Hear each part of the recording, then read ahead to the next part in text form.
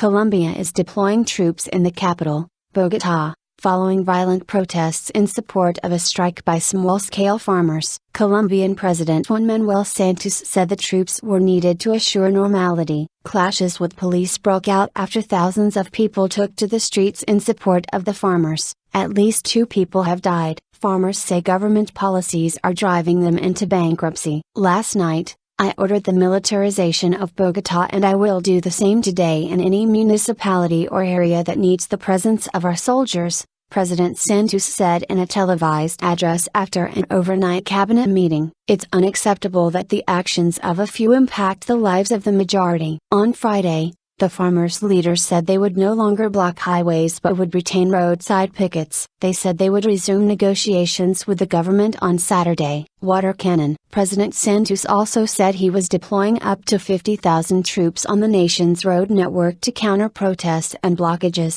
He had earlier described the protests as valid, but urged demonstrators to keep them peaceful. Clashes broke out on Thursday afternoon after tens of thousands of people marched peacefully in support of a 10-day protest by small-scale farmers. Correspondents said masked youths threw stones and bricks, and fought riot police who responded with tear gas and water cannon. The 2 deaths occurred overnight in the western districts of Suba and Engativá, although the circumstances are not yet clear. Bogota Security Chief Alfonso Jaramillo said. Interior Minister Fernando Carrillo said that those who had resorted to violence were vandals, not farmers. The protests have united potato growers and milk producers with teachers, health workers and students. Roadblocks set up by protesters have disrupted food supplies to major cities and towns. On Wednesday, the government announced measures, including better prices for agricultural products and more access to loans, to ease the pressure on farmers. The government also promised more protection from products imported at lower prices from countries with free trade agreements with Colombia. But the small-scale farmers have so far rejected the government's offer. They say that free trade agreements with the European Union and the US,